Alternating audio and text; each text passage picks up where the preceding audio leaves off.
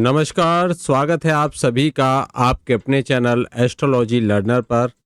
आओ ज्योतिष सीखें की श्रृंखला में आज हम आपके बीच में लेकर उपस्थित हैं एक जन्म कुंडली का विश्लेषण।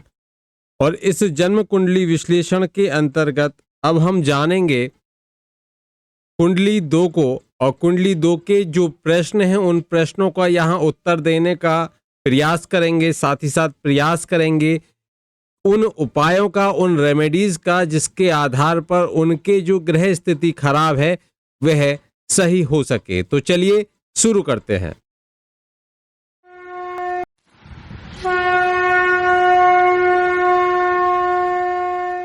यहां पर हम आपके बीच में यह जन्म कुंडली लेकर आए हुए हैं। इस जन्म कुंडली के संबंध में मैं आपको जो कुछ मुख्य बातें हैं वे बताने का प्रयास करूंगा। साथ ही साथ जैसे कि इस जन्म कुंडली में जो दिनांक हमें बताई गई है वह 15 अगस्त 1981 है, और समय लगभग इन्होंने 8 और 9 के बीच में बताया और लगभग 8:30 के आसपास में बताया है। तो हम करीब मानकर चलते हैं कि ये 8:34 के आसपास का समय रहेगा। ये जयपुर की जन्म स्थान है, और यहाँ पर बाकी आपने देख ही ली है स्थिति। पंचांग को एक बार उस समय जन्म पंचांग को शुक्ल पक्ष चल रहा था, पूर्णिमा तिथि थी, धनिष्ठा नक्षत्र का दूसरा चरण, दिन शनिवार था, और योग शोभन था, कर्ण भव था। तो चलिए आगे की हम स्थितियों को समझेंगे, लेकिन सबसे पहले हम चलेंगे लग्न कुंडली के ऊपर। लेकिन उससे पहले भी हम देखेंगे कि ग्रह स्थिति को, ग्रह स्थिति क्या है। तो बुध अस्त है, ये स्पष्ट है, बुध अस्त है, क्योंकि सूर्य से बुध की दूरी अधिक नहीं है, इसलिए बुध अस्त है। बाकी मीन लग्न का उदय होता है, सूर्य कर्क राशि में आते हैं, चंद्रमा मकर राशि में है तो मकर राशि बनती है इनकी, मंगल मिथुन राशि में है। ये सभी स्थितियां हमने देख चुके हैं। अब मुख्य बातों की तरफ चर्चा करते चलेंगे, ताकि देरी ना करते हुए हम जन्म कुंडली का एक सही आकलन कर सकें, सही विश्लेषण कर सकें। मीन लग्न की जन्म कुंडली है। मंगल यहाँ पर चतुर्थ भाव में बैठकर मांगलिक दोष बनाते हैं। मांगलिक दोष मंगल की चौथी दृष्टि सप्तम भाव पर पड़ती है, तो इनके जो पति पत्नी के जो रिलेशंस होते हैं उनमें कहीं ना कहीं झटका यहाँ देखने को मिलता रहेगा, कहीं ना कहीं लड़ाई देखने को मिलती रहेगी। वहीं अगर हम बात करें कि जो सप्तम भाव है, सप्तम भाव में शनि और शुक्र नीच की अवस्था में होकर बैठे हुए हैं। पुरुष की कुंडली में शुक्र का सप्तम भाव में बैठना, और वो भी नीच स्थिति में बैठना, अच्छा नहीं माना जाता। वहीं गुरु भी सप्तम भाव में बैठे हुए हैं, शनि भी सप्तम भाव में बैठे हुए हैं, 3 ग्रह सप्तम भाव में यहाँ पर बैठे हुए हैं। अब हम देखते चलेंगे कि इस जन्म कुंडली में षष्ठेश होते हैं सूर्य, और शुक्र होते हैं अष्टमेश। शुक्र अष्टमेश भी होते हैं और शुक्र तृतीयेश भी होते हैं। मीन लग्न की जन्म पत्रिका में शुक्र अच्छे शुभ प्रभाव देने वाले नहीं होते, और शुक्र स्वयं भी नीच अवस्था में हो चुके हैं, तो यहाँ पर शुक्र बहुत ही ज्यादा खराब प्रभाव देने वाले बन जाते हैं। वहीं राहु और सूर्य साथ में बैठे हुए हैं। सूर्य छठे भाव के अधिपति होकर पंचम भाव में बैठे हुए हैं। यह स्पष्ट करता है कि ये पंचम भाव संतान का भाव होता है, पंचम भाव विद्या का भाव होता है। ऐसी जातक की जो विद्या होती है वो रुक रुक कर उसको मिलती है। ऐसी विद्या उसको कहीं ना कहीं गुडविल नहीं दिलाती। बेशक यहाँ पर सूर्य अपने मित्र के घर में बैठे हैं, लेकिन यहाँ पर सूर्य और राहु के एक साथ होने से ग्रहण दोष बन रहा है। वहीं चंद्रमा और केतु भी एक साथ बैठकर चंद्र ग्रहण या दोष यहाँ पर बना रहे हैं। सूर्य ग्रहण दोष और चंद्र ग्रहण दोष आपको दोनों ही यहाँ पर देखने को मिल रहे हैं, लेकिन चंद्रमा फिर भी अपने भाव को देख रहे हैं। सूर्य का पंचम भाव में बैठना और राहु के साथ में ये कहीं ना कहीं सबसे बड़ी संतान को प्रभावित करता है। सबसे बड़ी संतान से संबंधित उसको समस्या देता है। सबसे बड़ी संतान को, सबसे बड़ी संतान के जीवन में, विशेषकर जो पुत्र संतान होती है उसके जीवन में कष्ट देने की यह स्थिति बनाता है। अगर हम देखें तो इस जन्म पत्रिका में मंगल कुटुंब भाव के अधिपति भी होते हैं, और मंगल यहाँ पर भाग्येश भी होते हैं। कुटुंब भाव के अधिपति होने के साथ साथ में ये मारक भी बन जाते हैं, क्योंकि दूसरा भाव मारक भाव होता है, तो मारक के अधिपति हो जाते हैं मंगल। वहीं यहाँ पर ये भाग्येश भी होते हैं। चंद्रमा को हमें बल देना होगा इस जन्म कुंडली में, क्योंकि चंद्रमा पंचम भाव के एक त्रिकोण भाव के मालिक हैं और वह पीड़ित है। तो हमको चंद्रमा के लिए इनको सुझाव देना होगा कि यह मोती पहने, यह 7 रत्ती से ऊपर का मोती अवश्य पहने, 7.25 रत्ती से ऊपर का। यहाँ पर दूसरा हम देखें तो यहाँ गुरु बृहस्पति को केंद्राधिपति दोष लग चुका है और सप्तम भाव में वो बैठे हुए हैं और सप्तम भाव में बुध के घर में बैठे हुए हैं।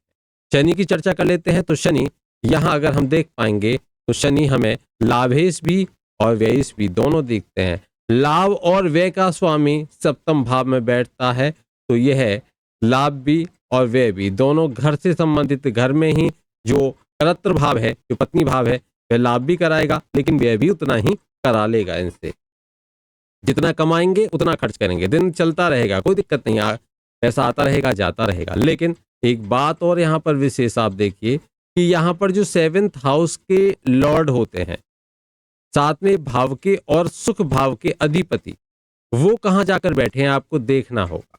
वो बैठे हुए हैं 6ठे घर में, रोग ऋण और शत्रु के घर में बैठे हुए हैं। तो कहीं ना कहीं ऋणों में वृद्धि हो जाएगी। परिवार से संबंधित, परिवार को चलाने के लिए लोन लेना पड़ सकता है।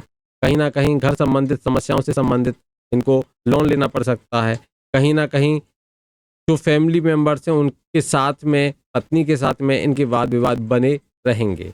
तो कहीं ना कहीं ये समस्याएं हमें स्पष्ट रूप से यहाँ देखने को मिल रही हैं। नवमांश कुंडली पर आते हैं।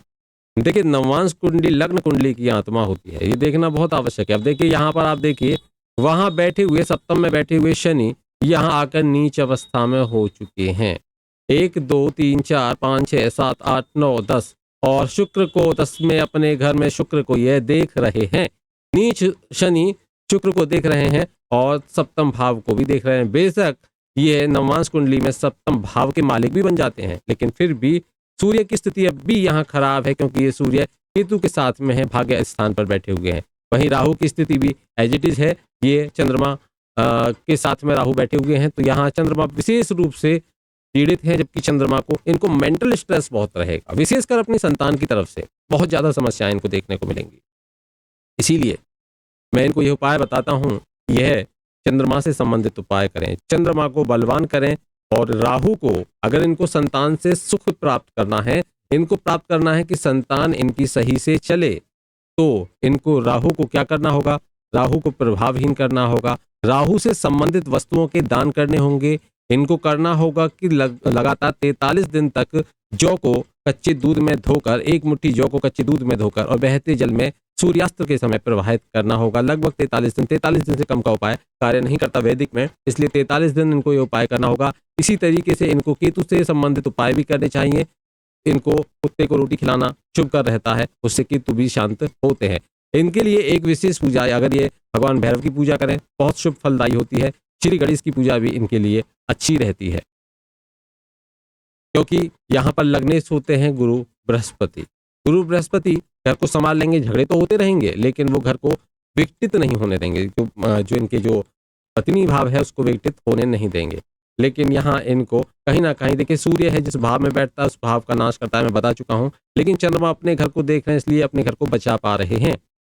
इसलिए हमको चंद्रमा को विशेष बल देना इसमें चाहिए। और सूर्य एक षष्टेश भी है, तो इनको सूर्य से संबंधित दान भी करना चाहिए।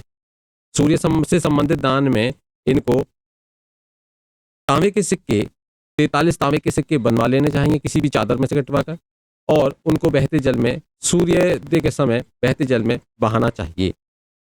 इनको यह उपाय करेंगे तो निश्चित है इससे लाभ होगा। अब हम देखेंगे इन पे दशा किसकी चल रही है, तो दशा चार्ट को हम एक बार देख लेते हैं। देखिए, वर्तमान में इनके ऊपर शनि की महादशा चल रही है और शनि की स्थिति नवमांश में नीच की स्थिति है, सप्तम भाव में बैठे हुए हैं। और शनि आय भी कराएंगे, व्यय भी कराएंगे, ये मैंने बता दिया। और ये शनि का काल है और ऐसे ही इनका चलता रहेगा। परिवार में ही कमाएंगे, परिवार में ही खाएंगे, कुल मिलाकर खर्चे भी वहीं करना है, पूरा खर्च भी होगा और उतना कमाएंगे उतना गंवाएंगे। ये दोनों स्थितियां इनके साथ में बनी रहेंगी। अब हम बात करते हैं इस यहाँ पर अब शनि में बुध का अंतर चल रहा है। बुध है इनके सप्तमेश, तो कहीं ना कहीं जो सप्तम भाव है, एक अगर ये व्यवसाय पार्टनरशिप में करते हैं तो वहाँ इनके लिए, या अपनी पत्नी के साथ मिलकर कुछ भी काम करते हैं तो वहाँ ये सफल हो सकते हैं। लेकिन उसके लिए इनको बुध को अच्छा करना होगा। गुरु जो बुध हैं सप्तमेश हैं उनको ठीक करना होगा, तभी यह प्रभावित हो सकता है। अब हम देखें तो वर्तमान में इस समय जुलाई तक इन पर बुध में मंगल की प्रत्यंतर दशा चलेगी, तो कहीं ना कहीं ये समय घर में लड़ाई झगड़ों के, राहु का समय संतान से संबंधित समस्याएं देने का ये बना रहेगा। इनका जो समय चलेगा ये 2000 ये 4 महीने के लिए आएगा। अच्छा, तो कुल मिलाकर हमको अब इनको एक उपाय और साथ में बताना होगा कि इनको शनि से संबंधित पीपल के पेड़ के नीचे तेल का दीपक जलाना इनको प्रारंभ कर देना चाहिए और ये निरंतर इसको करते रहें, क्योंकि कहीं ना कहीं शनि जो है वह अपनी महादशा में है, तो यहाँ पर यह इनको प्रभावित करेंगे ही करेंगे। इनके यही कुछ प्रश्न थे जिनका मैंने यहाँ पर उत्तर देने का प्रयास किया है। बाकी मैं देख लेता हूँ और ऐसा कोई प्रश्न इनका है तो नहीं।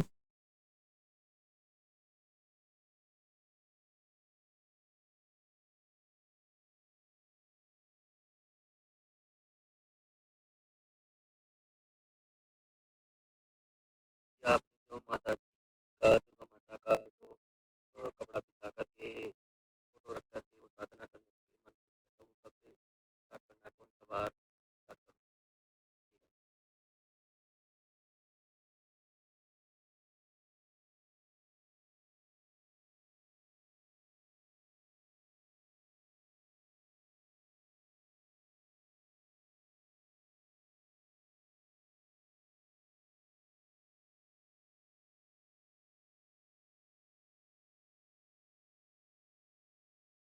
इनका प्रश्न ये भी था, इनके कहीं पैसे फंसे हुए हैं, क्या वह मिलेंगे?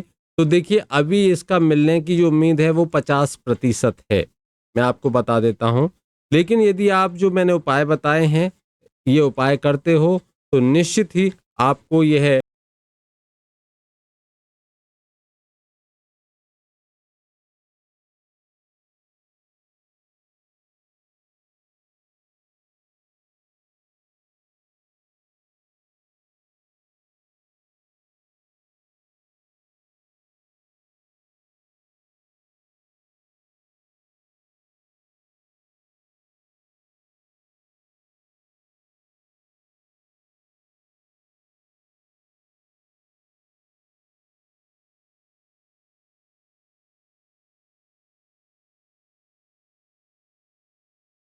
चाहिए।